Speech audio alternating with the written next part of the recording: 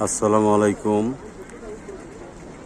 আমি এখন দাঁড়িয়ে আছি আমাদের প্রিয় নবী, শেষ নবী হযরত মুহাম্মদ সাল্লাল্লাহু আলাইহি সাল্লামের বাসার সামনে। এই বাড়িটি এরকম হয়তো ছিল না, পরবর্তীতে এটা সংস্কার করা হয়েছে।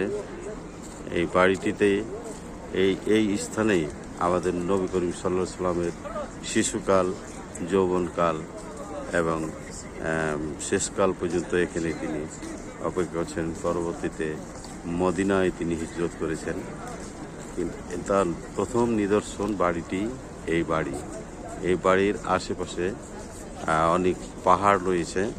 এই বাড়ির পাশেই সামনেই রয়েছে আবু জেহেলের বাড়ি। এই যে স্থাপনাটা দেখাচ্ছে, এইটা হলো আবু জেহেলের বাড়ি। এই আবু জেহেলের বাড়ি এখন ওপরে হোটেল করা হয়েছে এবং আবু জেহেলের বাড়ির পাশেই যে অরিজিনাল বাসা ছিল সেইটাকে হাম্মামখানা করা হয়েছে।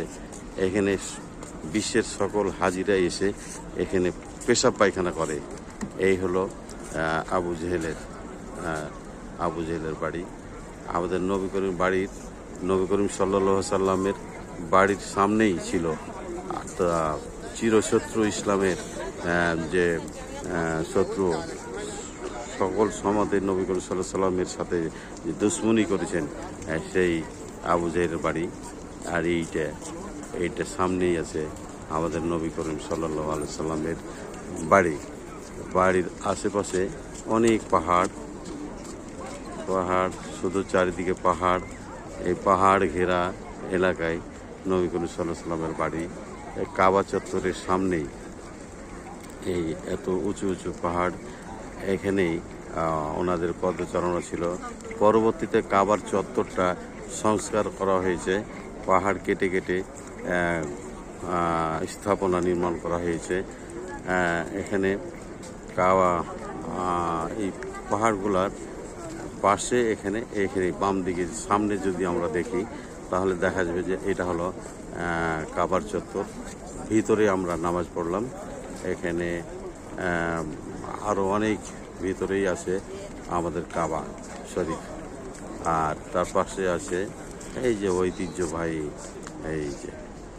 ঘড়ি।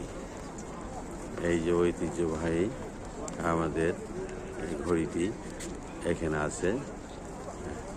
অনেক উঁচু, 120 তলা, 120 তলার সমান উঁচু এই ঘড়িটি হলো কাবা চত্বরে অবস্থিত। এটা দেখে মনে হচ্ছে খুব কাছেই, কিন্তু আসলে তা নয়। এটা অনেক দূরে। এখান থেকে মোটামুটি আধা ঘন্টা পথ হাঁটার পরে ওর হয়তো স্থাপনাটা পাওয়া যাবে। কিন্তু দেখে মনে হয় যে যেখানে আমি আছি তার পাশেই এই ঘড়িটি আছে। এই হলো অবস্থা। এবং তার পাশে ওখানে আবু জমজম কুয়াটি তার পাশে অবস্থিত। এখানে আছে, এইটা হলো আবু জেহেলের বাড়ি, হাম্মামখানা। আর হাম্মামখানার পাশে মোটেল করা হয়েছে। বিদেশি পর্যটক যারা আছে, বড় বড় দামি লোক, সেই লোকগুলোকে এই পাশে এখানে এই হোটেলে রাখা হয়।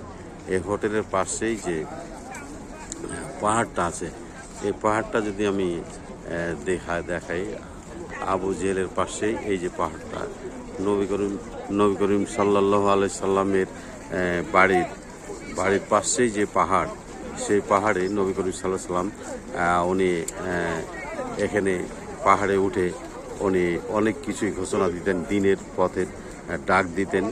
এই ডাক দেওয়ার সময়, ইসলাম প্রচারের সময় আবু লাহাব আর একটা ইসলামের বড় শত্রু, সেই নবী করিম সাল্লাল্লাহু আলাইহি সাল্লামকে হাত দিয়ে থাপ্পড় উঠিয়েছিল। সেই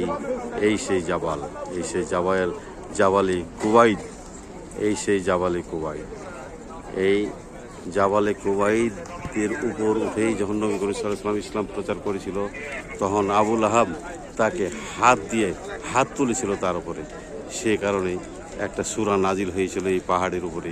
সেই সূরাটা হলো তাব্বাত ইয়াদা আবি লাহাবিন ওয়া তাব। এই সূরাটি এই পাহাড়ের উপরে নাজিল হয়েছিল। আর আবুল আহাবের হাত দুটি নষ্ট কি বিনষ্ট হোক, ধ্বংস হোক। তাব্বাত ইয়াদা আবি লাহাবিন ওয়া তাব। এটা নবী করিম সাল্লাল্লাহু আলাইহি ওয়াসাল্লামের এই ভাষা ভিডিওটি আমি করলাম। আমার স্মৃতি হয়েই থাকবে বটে। আমি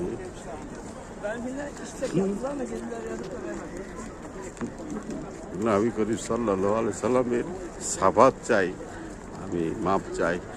আমার যে কিছুদিন এখানে ইবাদত করলাম, আল্লাহ নিশ্চয়ই আমায় কবুল করেছেন।